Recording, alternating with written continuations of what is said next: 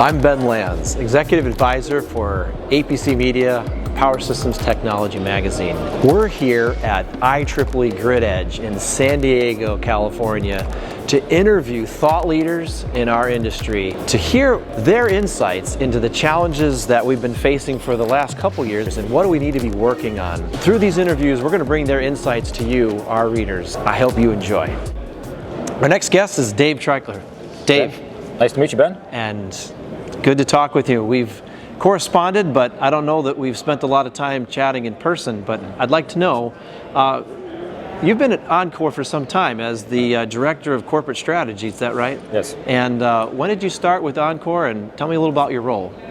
I came to Encore from Raytheon Corporation. Oh, really? I've been working for them doing sales and program management work for them globally for about 15 years before that. But I actually started in the utility business, but prior to that in 2000, 2002, I worked for a company that built automated meter reading systems. Oh, no kidding. And I had the experience of going to Israel and Mexico to build those systems, the manufacturing plants. Because at that time I was a Six Sigma expert, so they had me as the manufacturing lead for those products. And interestingly enough, that company went out of business because of Enron. Oh, no kidding. But I won't go into the specifics of that, but Enron changed the market in 2003, and we went out of business, so I went back to Raytheon, and the rest is history. And so you came to Encore in that role, or have you had other roles? I came to Encore to help them build transmission. Oh, okay. But not in ERCOT, not in Texas. They were looking at partnering with Berkshire Hathaway and another part of what's now Evergy to build transmission throughout SPP and MISO when FERC 1000 went into effect. Oh, I see. So I worked with those two utilities extensively trying to propose projects for about 5 years, and then that partnership dissolved when Evergy was formed, and the company we were working with in Topeka, Kansas, merged in with them. I see. And in your current role as Director of Corporate Strategy, can you describe what that role is and how you help Encore with developing that strategy? What are you looking at? The primary purpose of our role is really around growth of the enterprise. We have a lot of growth being driven just by the growth of Texas. Right. But we really focus on how do we maintain that growth, how do we make sure we get out ahead of supply chain issues, how do we make sure we have enough skilled employees to be able to build out the transmission we're building. We're growing very rapidly as Texas is growing, and then with the data centers and the reshoring of a lot of industry into the U.S., a lot of that's coming to Texas. So from your perspective, you're in strategy, so you're always looking forward and looking backwards, right, to see the trends, and that's what we're really interested here in learning. So from your perspective, when we're trying to build that resilient, reliable, sustainable grid, what are some of the challenges at the grid edge that we're facing, or really in general that you're facing, and that you feel like we have done a good job in solving some of these challenges? Tell me a little about your experience there. One of the things that a lot of people focus in on today is what they call the grid enhancing technology, GETS.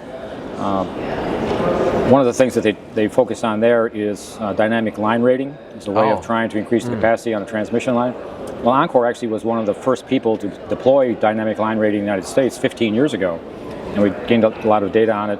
And we determined at that time that it was important for us to use dynamic line rating where we had constraints on our grid. Okay. But people who are pushing on GETS now are suggesting you need to use that on all of your lines to try to increase the capacity. Where for us, we've always been looking at the dynamic line rating as a means of getting through a short-term bottleneck until we can build out enough additional capacity that's a long-term solution. Right. And not always overloading lines because of the capacity that could be provided by temperature variation. I see. And does that require a lot of sensors then? It requires a lot of sensors deployed all through the line, which is part of the reason why we haven't done it. It's expensive to do it that way. I see. Okay. Not as expensive as building a whole brand transmission line. Sure. But we're also looking for the long-term ability to service a growing footprint. Very good. As it relates to looking forward, looking out 3 to 5 years, what do you see as some of those big grid edge challenges that we need to be thinking about as utilities, as vendors, as consulting firms, academics? We're on the panel here at the IEEE PS conference talking about wildfires. And one of the things that we have in Texas was permitted under this last year's legislative session was the ability to put out a system reliability program where we could seek to recover funds for system resiliency projects that we do. So as part of that, a lot of the things that we did this last year to figure out what that 3-year spend plan was going to look like was using different means of modeling heat spots. Where do we expect drought is going to affect our system that could make conditions better for, or more appropriate for, wildfires to ignite. We did have a major wildfire in Texas this last January. Luckily for us, it wasn't in the Encore footprint, but it was a major hit for Excel where it did occur. So we instantly have been studying that, trying to understand what technologies exist for us to be able to model the system, be able to make sure we have the right sensors in the right places.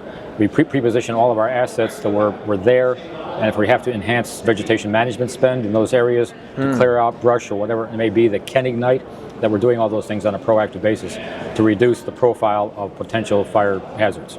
I see. And even like mitigation efforts and trying to use technology to enhance the system technology, as well? In California, where we are for this conference, a lot of the utilities, including San Diego Gas and Electric, which is one of our sister companies, have deployed a lot of weather stations. I see. Yeah. We had never done that in Texas because we have such a large footprint that our microclimates are many times the number that you have at San Diego Gas and Electric.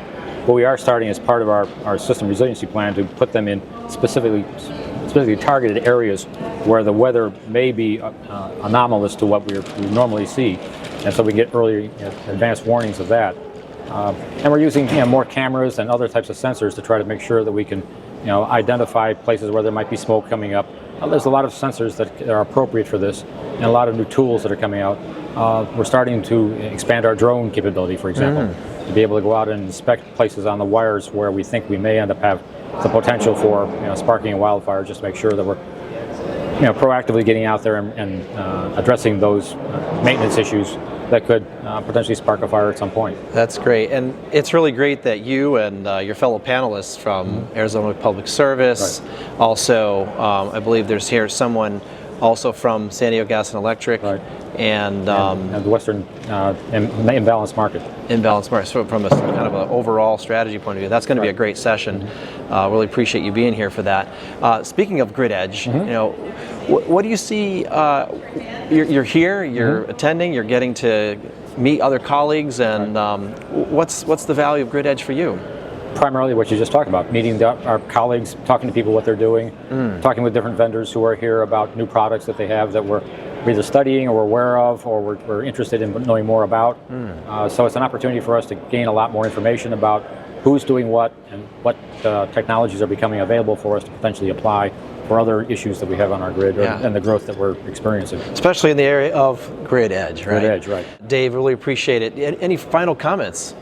No, it's just a great experience being here. It's great seeing you again, and, yes. and the rest of the panel that we have here, and talking with folks throughout the time I'm here.